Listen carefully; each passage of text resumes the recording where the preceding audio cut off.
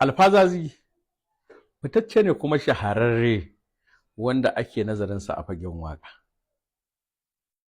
Dr. Mamman Shata Katsina Allah ya masa ilhama kuma ya sanar da shi cewa yadda fa ake ta nazarin waƙoƙin alfazazi, ake ta fashin baƙin waƙoƙin alfazazi, shi ma fa koya mutu za a yi ta fashin waƙoƙinsa. Shi yasa da kanshi ya faɗa a cikin waƙar Kilishi Jikan Dukku. Mu saurara mu ji me Dr. Mamman Shata ya faɗa dangane da a cikin waƙar Kilishi Jikan Dukku, sannan sai mu ɗora. Zuba waƙa ne kai, sai zuba waƙa ne kai kama da ta alfa, zafi kama ana ta musiri. Zuba waƙa ne kai kama da ta alfa, zafi kama ana albulda. Kuna ji fa, waƙa nake kamar da ta alfa, zazi idan ana albarda, kuma ya ce waƙa nake kamar da ta alfazazi idan ana tafsiri. Kun ga alfazazi ya mutu da daɗewa kafin zuwan Dr. Mamman Shata Katsina, kuma ya ga ana ta nazarin waƙoƙinsa ba ƙaƙƙautawa. An duba ishiriniya za ka ga ana ta nazarinsa, albarda da sauransu. Shi ma yake faɗa fa a waƙa, ya ce fa ko da na mutu, shi ma waƙarsa fa za ta zama kamar ta alfazazi, za a daɗe ana nazarinta ita ma. Bayan haka kuma Abakan Damiya ita ma ya faɗa ya ce in ya fara Bakan Damiyarsa ji yake ya zamo kamar malami gwanin tafsiri. Mu je zuwa da kamar man sha.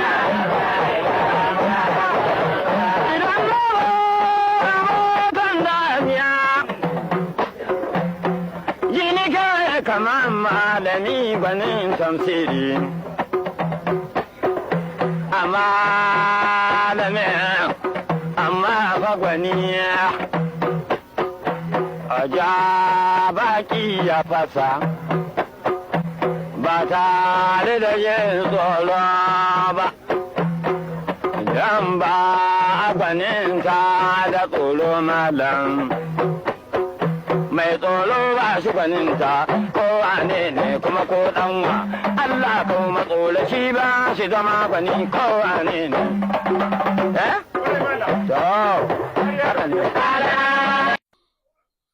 Kun ji fa, wai kamar malami gwanin tafsiri, a malamin amma fa gwani fa wanda yake jan baki ya fasa ba tare da jin tsoro ba. To shi ma fa zantukan nan da yake yi a waka, za a yi ta fassara su, za a yi ta sauraron su, za a yi ta nazarin su, kamar yadda malamai suke ta nazari in suna yin tafsiri, kuma malaman sai ƙwararru. Kuma shi ma in ya mutu bai kalaman da ya faɗa, dole sai an samu mutanen za su ta fasa su.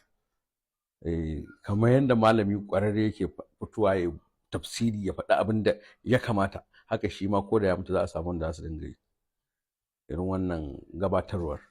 Shi yasa Alai Dalli ta tsanga yake cewa dodo mai yawo kamar rijalil gaibi, baƙon Marwa da Narwa, baƙon Jamaita, baƙon Nuhu, baƙon Mubi, mu je dodo baƙon mutanen Agadas, baƙon Plateau, dan uwa alfazazi jikan Shehu Jazuli, su suka yi ba annabi da za su mutu suka ce je ka Mamman Shata kai ma je ka yabi mutanen annabi. Yasa Dr. Mamman Shata in ya yabe ka baka tabewa har abada, har wacan abada.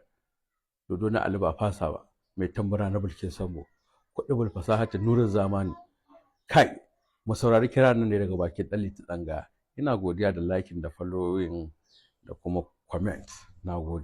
Buwa ta kabar sa gaban kai ba shi da ba a muzanta ka. Killalin duniya kanan sasala. Ya sarkin kidan har abada. Sarkin kidan duk duniya. Sarkin kidan duk duniya. Sarkin kidan duk duniyan nan. Ni na yi jama'u. An ce ba a jama'u. Dalilin yin jama'u idan kai yamma, kai mai gaban yamma. Ko ka da mawaki kamar Alhaji Muhammad Shata. Ko kai arewa, a are gaban arewa. Ko ka da mawaki kamar Alhaji Muhammad Shata. Ko kai kudu, a kudai gaban kudu. Ko ka da wani mawaki kamar Alhaji Muhammad Shata. Ko kai gabas, har gaban gabas ma shi da ke nan tamar da hamdihi na mawaka ba ai ba za a yi ba za a sake wani mawaki kamar sai daga nan har wancan abada zaki sarkin kiɗan duk duniya ba mamaki ban umba da mai san mura na bilkin sambo zaki kudu bil sati zaki yarda Allah Allah ne ta karanta ni mu dari zo ka aikin ka wanda Allah ya bara maka iko Allah ya bara maka ta ikon waka mai gyare na mu kogaro uban umbaje dan makosin ka ba irin namu bane na mutane wane mu makosin mu da aka yi da nama da fata da kashi da bakashi zaki kudu bil sati ni zamani ta kudu miji mai daki duna mai kama da mutane mai sada ta aljanu zaki ba yawo kamar dalil gaibi to don albafa ka zo ka aikin ka wanda Allah ya bara maka ikon waka Allah ya bara maka ta ikon waka zaki zama kin tsarin mawaka ya alhamdulillah ina yi ai yanzu gani ne ba ku samu canji na ba balle in zauna wai har in ce zan huta in dai samu in sarara wani hutu shata ka riƙa dai